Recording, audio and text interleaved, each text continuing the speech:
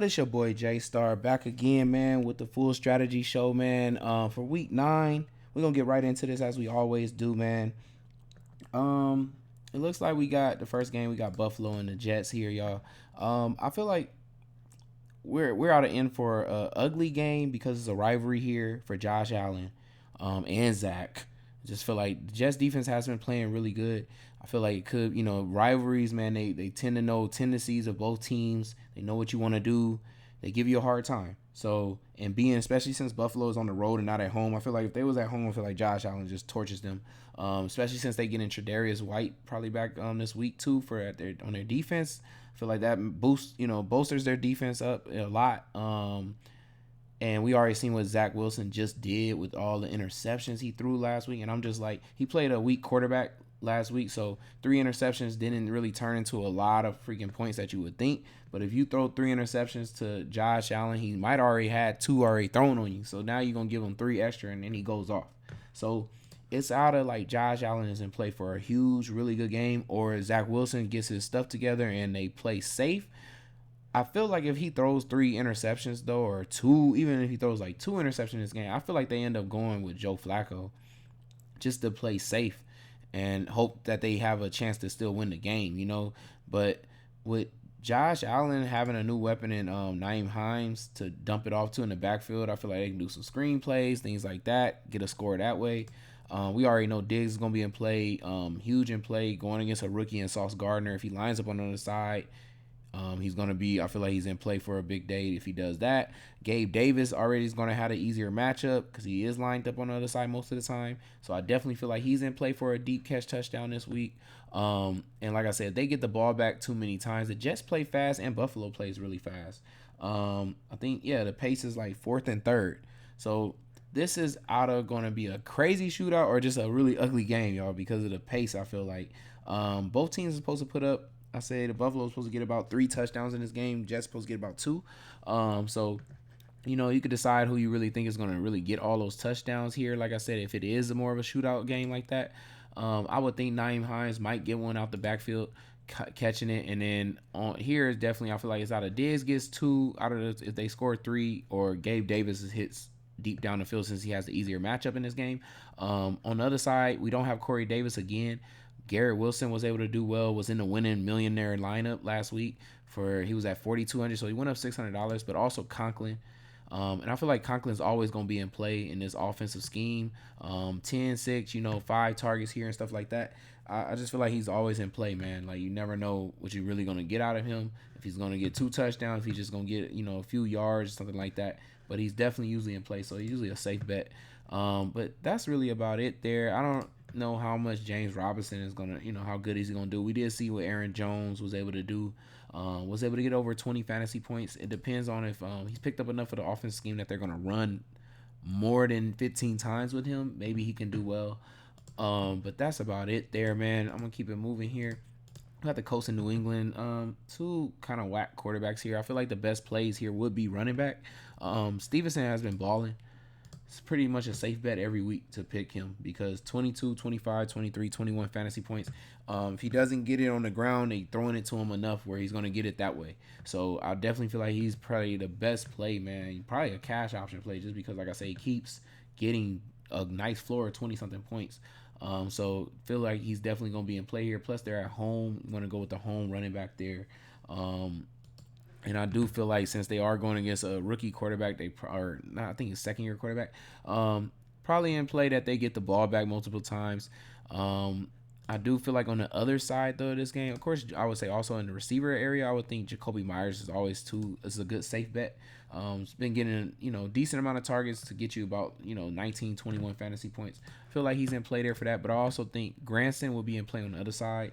We do know Deion Jackson could be maybe the starter. Zach Moss, we have to wait and see how much they really use him. He might be in for a decent game, but we don't really know yet.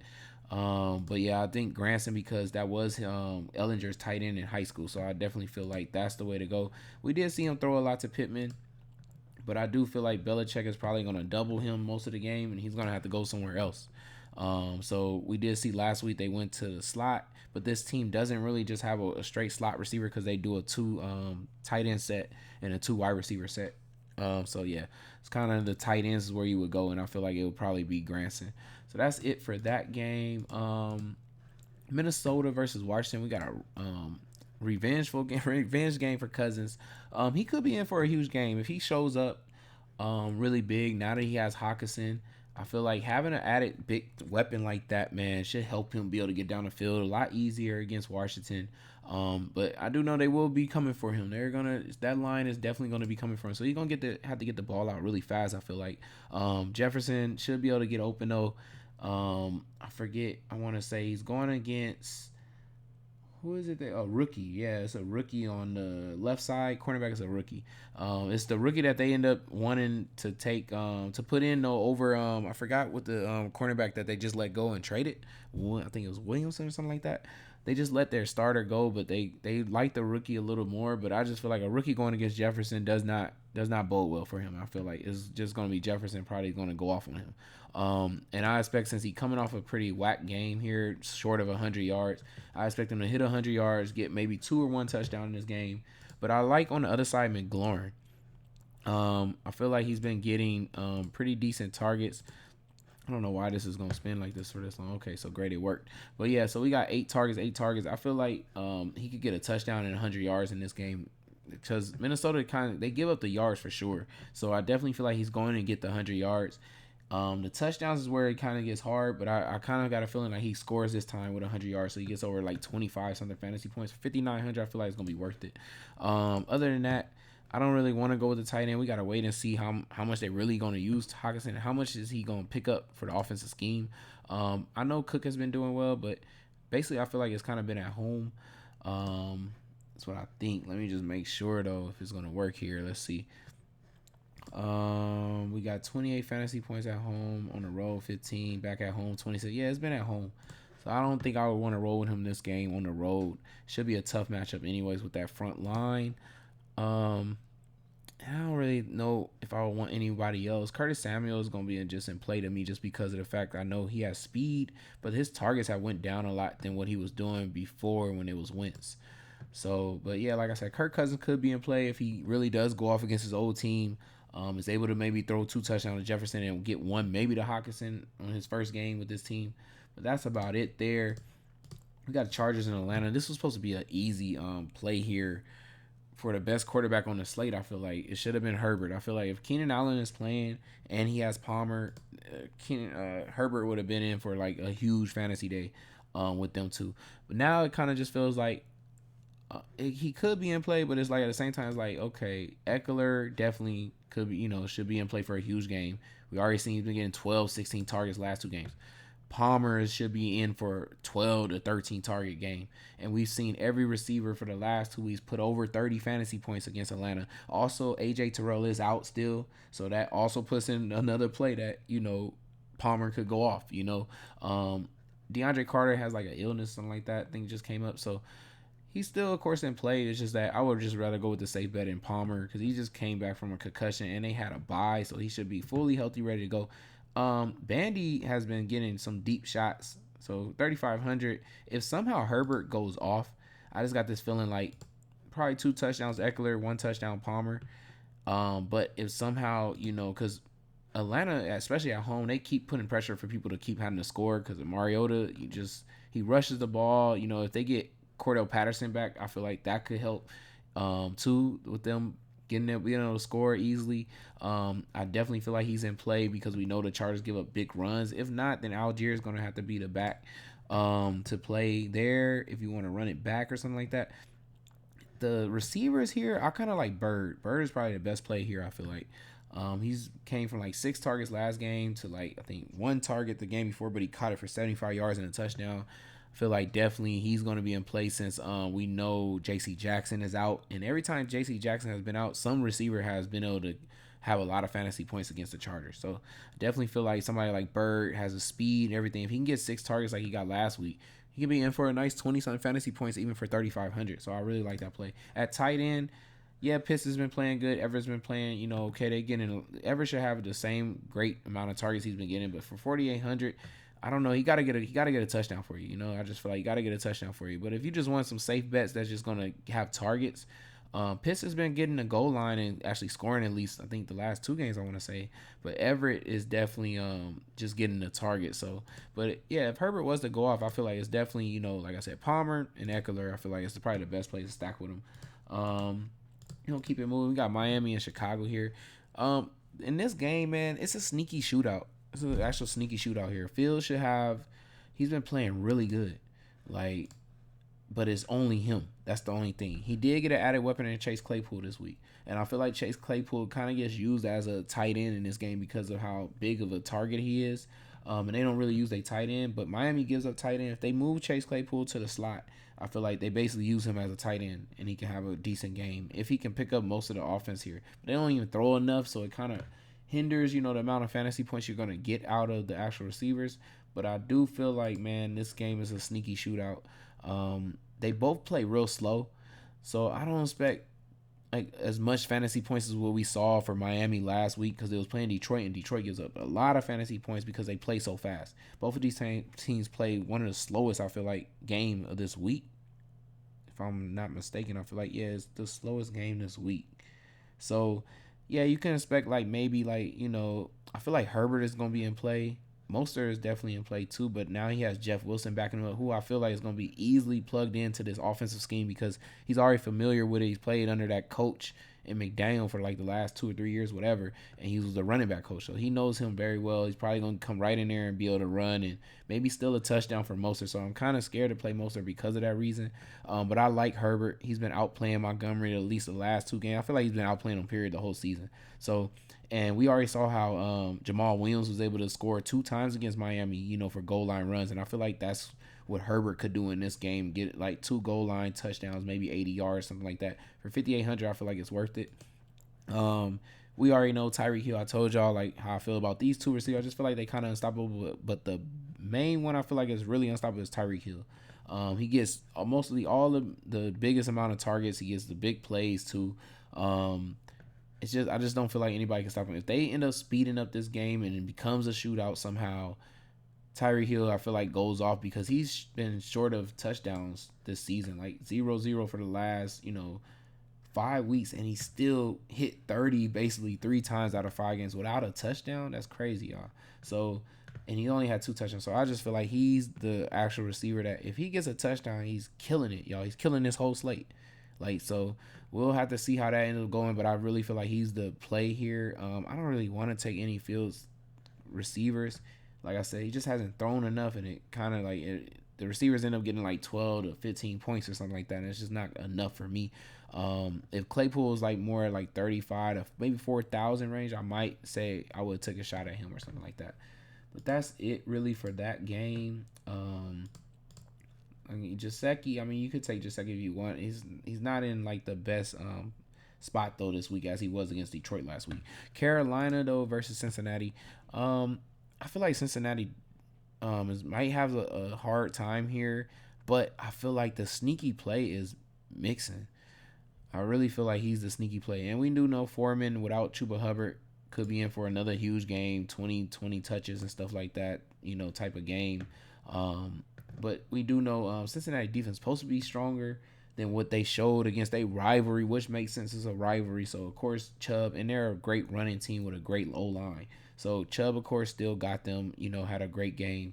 I don't really know how much Dante Foreman is going to be able to do against them. Maybe he does get another 118 yards.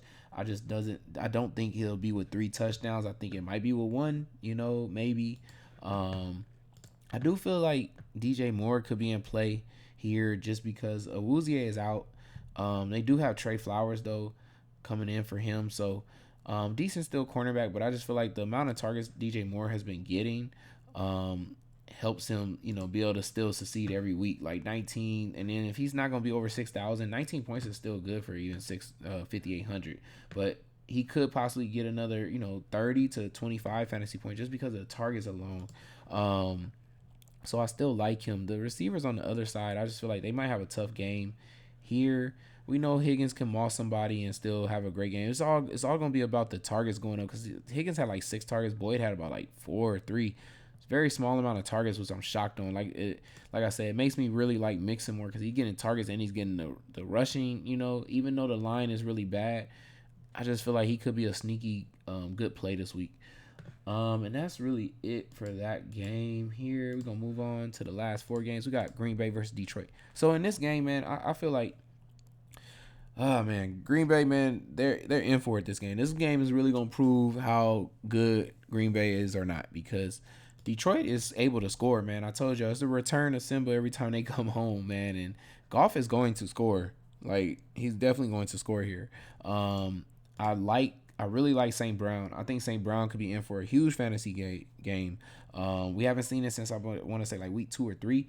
But I feel like now with no Hawkinson here, man, he's going to get probably 12, 13 targets. And we have given up like mad fantasy points, man, to receivers, yo, like that get especially heavily targeted ones and moving in the slot and stuff like that, staying away from Jair.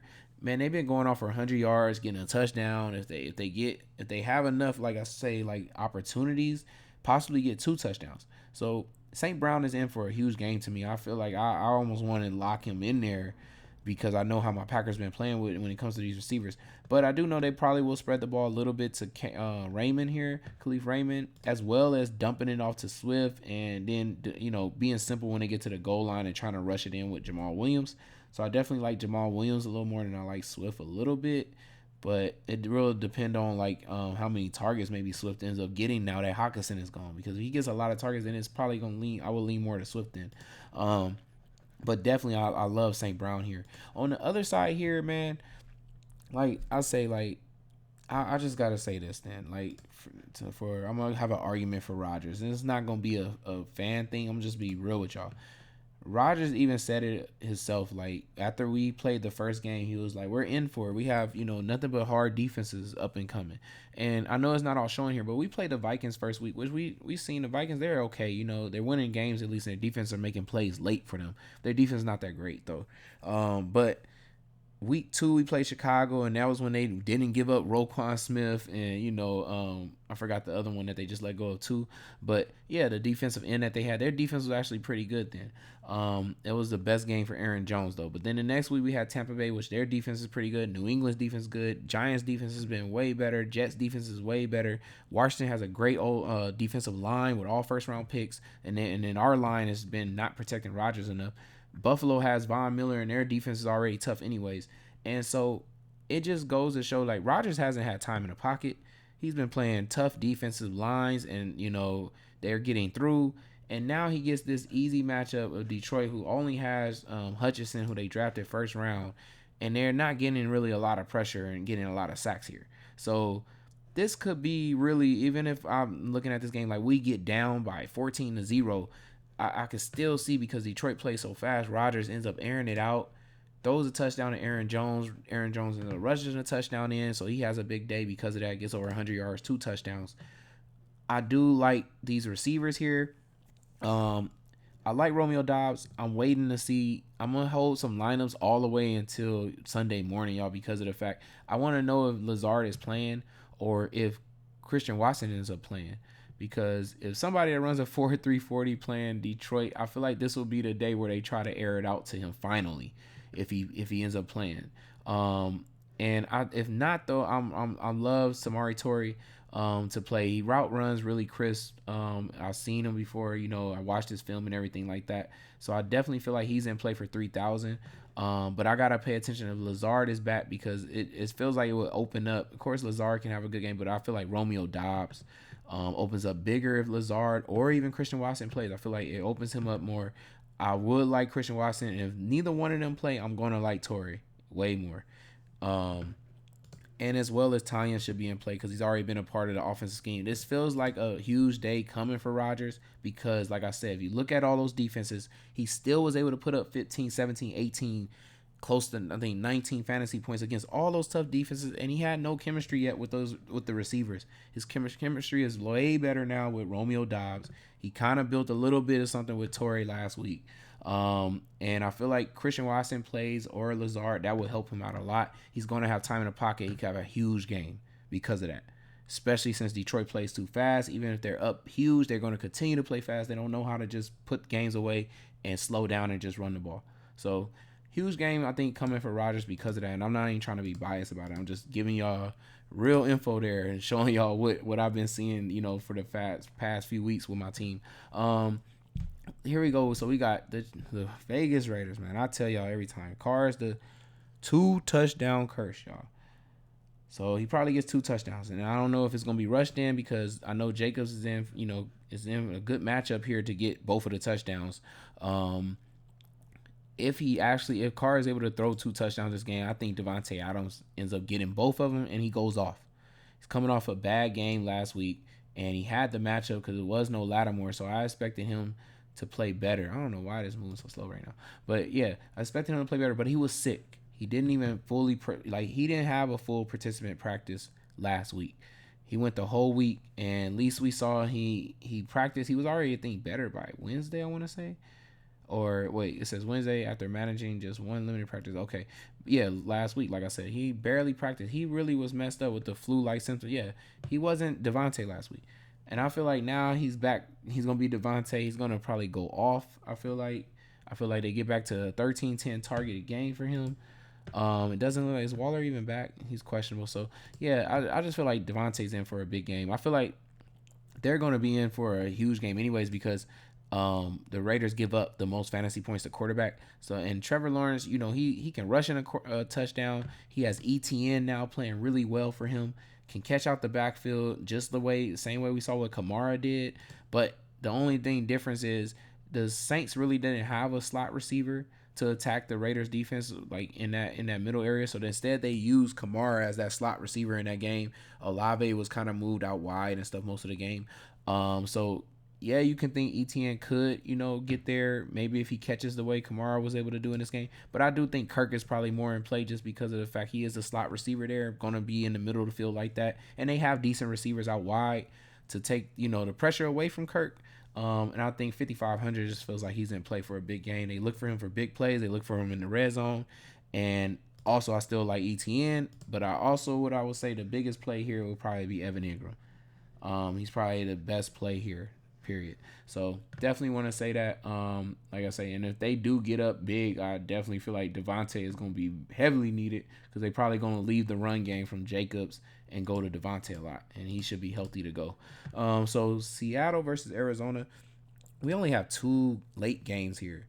So I'm really wondering, like, is this game going to be a crazy shootout game where we ended up needing multiple people from this game? Because it's out of, to me, that this week, the morning is only needed and you can win with just the morning. We saw it happen in the Millionaire Maker. It was really crazy. The Millionaire lineup had nobody from the late. Not one thing. So, and it was like 4 games last week at least. And now we have the lowest amount of games we had. So we're in for a huge game out of Murray and Gino, which we know can really happen. Both having at least Kenneth Walker to run the ball here to establish, some type of good run game here, which will establish. I kind of like that Goodwin is out, because now the focus is Lockett and Metcalf like heavily. And so if you want to stack this, it's actually easier now, I feel like, because Lockett and Metcalf and so Noah Fant is able to go. Okay, because I know he was questionable, but he's able to go now. So, we know Disley and Fant, he probably going to use them, even though Fant had the better game last time they played them. But him, like I keep saying with Geno, man, the whole offense is open to him. He'll rush the ball. He has the running back to rush the ball to it. He has really good receivers, man. Really, really good receivers to be able to attack this defense. And I just feel like Kyler is going to come with it this game.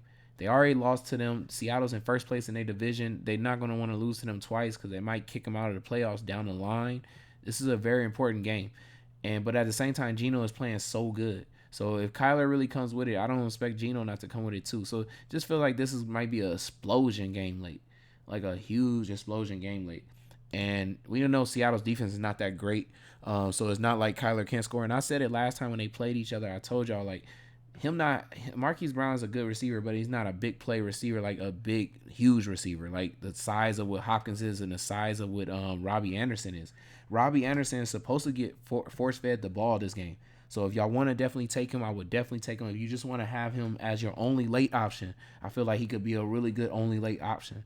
Like if you read here, it says he's hopeful that Anderson will have a bigger role. But right here, they said Kingsbury specifically said that the team will attempt to force feed him. So that's really big, man. Like I feel like you got to think. I really feel like that's true and that's really gonna happen because the last thing we remember seeing of Robbie Anderson was him mad on the sideline leaving Carolina because they wasn't putting him in the game and giving him the ball.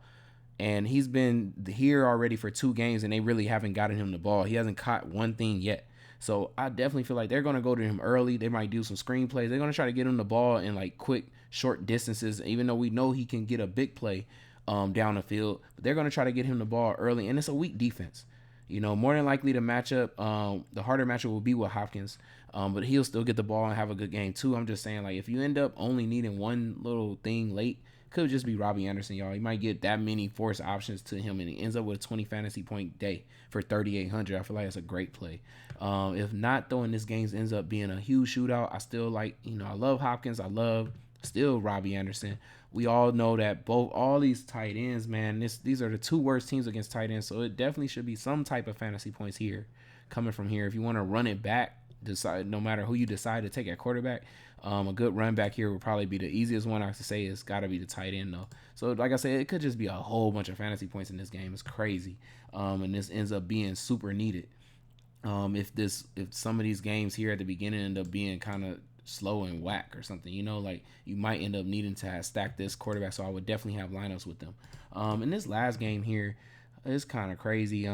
Stafford hasn't been really playing well. They needed to run the ball more. Akers is supposedly kind of back, not back. We don't really know. So it's gonna be hard to judge on like if you end up needing him or not. Because Tampa has been giving up rushing yards, which is surprising this year. We saw what McCaffrey was able to do to them, but that was McCaffrey. I don't really know how much Tampa Bay plans on using Fournette. If anything here, I think definitely receivers are in play. If Cooper Kupp is really healthy and able to go, we know he's going to be able to play them. Both of these teams, you need to attack the middle of the field to really get a lot of fantasy points and just get down the field and be able to score. And the people that I know that's really going to be there is Cooper Kupp, Higbee. If you want to take a shot at Kate Otten, you can, but Godwin is definitely, in the middle of the field. He's been getting the targets too, 12 targets almost every game. He's just yet to break the end zone, and if he does, I feel like he definitely can have a really good game. We know Mike Evans is the play every week. Julio is going to be healthy for this game too. But Van Jefferson is questionable, which sucks because I thought he probably would be in play, but I don't really want to take a shot at him if he's questionable like that. So, yeah, that's probably about it though, man, there.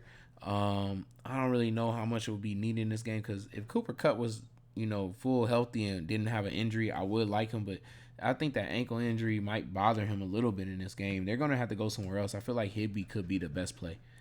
If they can just go back to how they was giving Higbee, 9, 10 targets, I feel like he could be having a huge game because you need to attack the middle of the field here. But it sucks because, like, over here we have back to first and second place in fantasy points to tight ends in this game. So kind of hard to go with Higbee, but he could just be like a good option to steer away from the chalk plays in this game that most people probably would go to the tight ends here. So now if we trying to think of what would be, I'm gonna first tell y'all who the best stacks is before we even think of trying to put together our lineup real quick. Let's see. So the stacks here, let's see. What is the note saying this week? So first best stack was supposed to be, let's go to that game real quick. Supposed to be the Chargers here. So it should have been these two here. But like I said, who knows if it's going to, like, randomly Bandy gets 6 targets like he did just the last week. And he ends up sliding there. Carter's really messed up. It could be Bandy. So, but right now, if Carter's ready to go and everything, he's going to play in the slot, basically taking up the Keenan Allen role, and Palmer's going to play out wide. So, and like I said, there is no A.J. Terrell out wide, so Palmer definitely is in for a big game. But this is supposed to be the best stack when it comes to the amount of fantasy points that's given up. Atlanta gives up the most. The second best stack, Ashley, is probably going to trip y'all out a little bit, but it's Rodgers stack here will be with Dobbs, and we have to wait and see. Like I said, that's why I'm holding lineups to the side, the Rodgers lineups that I want to do, because I really need to know what's going on with these receivers. Because randomly, I feel like maybe it's Torrey. If, like I said, we end up hearing that these, or at least maybe one of these receivers is out, I feel like it could be Torrey. Watkins just ain't showing me that he can get open right now. So I'm really kind of steering away from him. I would rather have the rookies, and even like to Christian Watson, like I said. But this is the second best stack, and then third best stack actually is kind of probably gonna trip y'all out too, because most fantasy points has been given here. So it's supposed to be McLaurin and Samuel, y'all. But the only thing, they got a weak quarterback here, and it probably will end up just being one receiver like a McLaurin. So, but that's about it then, y'all. Because after that, the next best stack is just another quarterback that doesn't throw a lot, and it would be Mooney and Claypool. So that would be the next one. Like I said, it's just another weak quarterback, like a Heineke type of person. But Heineke throws a little bit more, than Fields does. And so that's it. But like, with knowing those news, I'm gonna go ahead and just lock in my receivers first, real quick. Who I feel like I like the most. So definitely, I'm gonna lock in Palmer, because I know he's got to be the best cash game option, but he's also one of the best plays. I think being a little bit different here. I like I said, I'm gonna go with St. Brown, just because I know my team gives up crazy fantasy points to receivers, man, especially ones that's been in the slot and gonna get targeted a lot. So I like that play there. And let me see. You know what?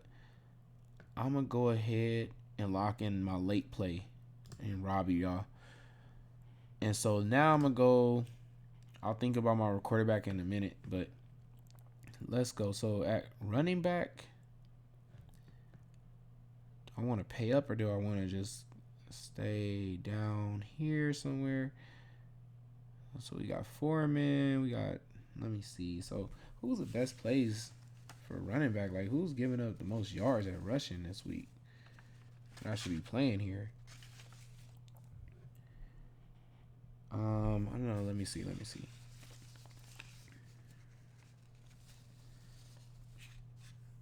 Okay. So I kind of want, man, I don't know if I should take him. So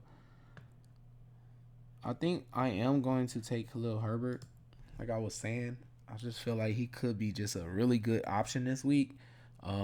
Cheaper option too.